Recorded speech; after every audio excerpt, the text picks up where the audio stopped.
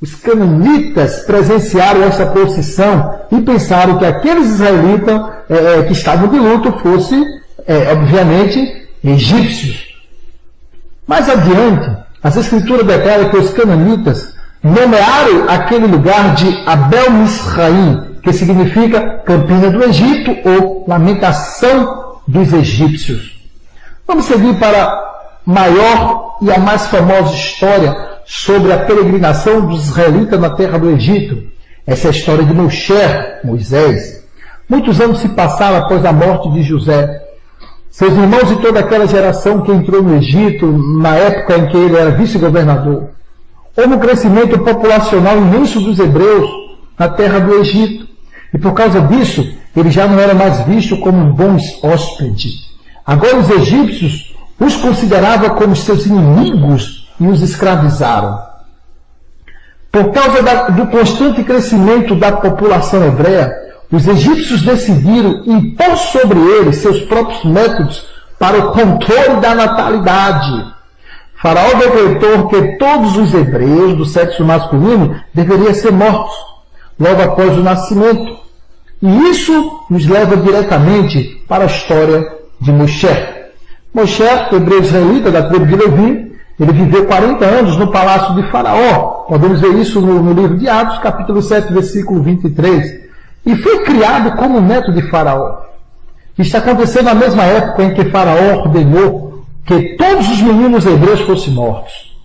Portanto, se Faraó era negro, descendente de Cã, obviamente dá para entender que Moisés também era preto. Muitos estudantes bíblicos dizem que o faraó que estava no trono na época do nascimento de Moisés era o faraó Sete I, o pai de Ramsés II, conhecido como faraó da opressão. E também Ramsés o Grande. George, escritor inglês, escreveu um livro intitulado A História do Egito. Na página desse livro, na página 252, ele declara: os traços do rosto do faraó Sete era totalmente africano. Ele tinha um rosto tempestuoso, nariz largos, lábios grossos e queixo pesado. Moisés provavelmente deveria ter a mesma característica física, porque sendo ele criado no palácio de Faraó, e ainda por cima como neto de Faraó, seria impossível acreditar que após Faraó decretar que todos os meninos hebreus deveriam ser mortos, logo após o nascimento, como é que Moisés ia poder sobreviver secretamente, caso Moisés tivesse a pele branca e traços físicos caucasianos, como fomos levados a crer que assim eram os antigos israelitas? Como é que Moisés, sendo de pele branca, ia passar desapercebido entre os negros egípcios, e isto por mais de 40 anos? Como? E ainda por cima fica a pergunta: como é que Faraó, depois de decretar o extermínio de todos os hebreus do sexo masculino, iria poder olhar na face do seu povo e de continuar reinando, se ele próprio tinha dentro do seu palácio, com todos os direitos e privilégios de sua própria família, um hebreu branco? Moisés só conseguiu sobreviver 40 anos no palácio de Faraó porque ele era negro, assim como os outros egípcios. Isso é profundo. Quando ainda bebê, todos os dias Faraó olhava na face de Moisés e imaginava que fosse seu próprio sangue. Quando adolescente, até lá pela idade de 20 ou 30 anos, e assim por diante, o Faraó falava: minha carne, meu sangue. Assim pensava Faraó. Um dia após matar um egípcio, Moisés fugiu para a terra de Midian, localizada na Arábia Saudita, onde ele ajudou as 7 filhas de um sacerdote midianita a dar água ao rebanho. Após lutar com alguns pastores malvados, as meninas voltaram para casa e relataram ao pai, o sacerdote Reuel, tudo o que havia acontecido. Isso está no livro de Êxodo, capítulo 2, do passuque 16 ao 19, que diz: o sacerdote de Midian tinha 7 filhas, as quais vieram tirar águas e encheram os bebedouros para dar de beber ao rebanho. Então vieram os pastores e as enxotaram dali. Moisés, porém, se levantou e as defendeu e deu de beber ao rebanho. Tendo elas voltado a Reuel, seu pai, este lhe perguntou: por que vieste hoje mais cedo? Responderam elas: um egípcio nos livrou da mão dos pastores e ainda nos tirou água e deu de beber ao rebanho. Observe que elas não disseram um hebreu em traje egípcia nos ajudou. Elas descreveram Moisés como um homem de pele negra, descendente de Cã, ou seja, descendente de egípcio. Outras provas de que Moisés era preto pode ser encontrado em Êxodo, capítulo de número 4, do versículo 6 e 7. Nessa passagem, o Eterno está revelando a Moisés sinais e maravilhas para provar aos filhos de Israel que era ele, o Eterno, que estava enviando Moisés. O Eterno disse a Moisés para pôr a mão direita sobre o peito, e assim ele fez. E quando ele retirou a mão, ela estava leprosa, ou seja, branca como a neve. Se caso Moisés fosse branco, qual seria o sinal maravilha que o Eterno estava querendo mostrar em tornar algo que já era branco em branco? Mas desde que Moisés e os demais israelitas eram um povo de pele negra, este então era um grande sinal, um milagre poderoso, tornar a pele de sua carne em oposta. O versículo 7 desse contexto diz que o Eterno disse a Moisés para colocar novamente a mão no peito.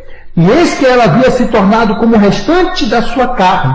Ou seja, isso significa que o restante do seu corpo, ou seja, o tom da sua pele, era diferente de branco, o oposto, que é o preto. No livro de Números, capítulo de número 12, versículo 1, Miriam e Arão, o irmão de Moisés, se queixam por ele ter casado com uma mulher etíope, mas não porque ela era negra, e sim por ser de outra cultura, outra nação, outra crença. O comportamento deles desagradou ao Eterno, e no versículo 10, lemos que o Eterno tornou Miriam leprosa, ou seja, branca como a neve. Outra vez, Miriam, que era uma hebreia, se ela fosse de pele branca, qual teria sido a maldição? Em tornar a pele dela de branco em branco? Levítico capítulo 13, no verso 2 e 4, são mencionadas manchas lustrosas ou branca na pele. Manchas lustrosas significam uma mancha mais clara que é o tom normal, ou seja, marrom ou escuro, uma pele preta. Moisés disse no versículo 6, ele diz assim: o sacerdote o examinará novamente ao 7º dia. E atenção, se a mancha se tornou escura e se a praga não estendeu pela pele, o sacerdote o pronunciará limpo. A pele tornou-se escura, ou seja, voltou à tonalidade original. Homens e mulheres de pele escura, com manchas cobrindo parte de seu corpo, são considerados parcialmente leprosos. Mas se todavia a praga da brancura cobrir todo o seu corpo, isto é, da cabeça aos pés, então é a lepra limpa. Mudou por completo o tom de pele, como por exemplo os albinos. As pessoas que tinham esse tipo de lepra nas escrituras, podemos classificá-la como albinos. E esses albinos eram os únicos hebreus brancos que existiam no período bíblico. Era uma minoria. Se na antiguidade Israel fosse um povo de pele branca, então por que as escrituras só fazem referência, com referência ao tom de pele deles, tornando branco em caso de lepra? Em 2 Reis, capítulo de número 5, versículo 27, diz assim: portanto a praga de Naamã se pegará a ti e a tua descendência para sempre. Então saiu de diante dele leproso, branco como a neve. É fato comprovado que as escrituras sempre mencionam a lepra no contexto da pele, tornando-se branca por causa da doença ou com relação específica ao castigo por algum tipo de pecado. Vamos ver mais. No livro de Atos dos Apóstolos, no capítulo de número 21, no versículo de número 37 e 38, declara que Paulo, Shaul, o apóstolo Shaul Rachalia, foi recolhido à fortaleza pelo capitão-chefe. Paulo falou ao chefe em grego, pedindo-lhe permissão para falar com ele. O capitão-chefe ficou surpreso quando ouviu Paulo falar com ele em grego. E no versículo 38, ele perguntou a Paulo: não és tu, porventura, o egípcio? Paulo respondeu: eu sou hebreu israelita. Observe, versículo 37. Quando Paulo ia sendo recolhido à fortaleza, disse ao comandante: é-me permitido dizer-te alguma coisa? Perguntou ele: sabes o grego? Não estou porventura o egípcio, que há tempo conduziu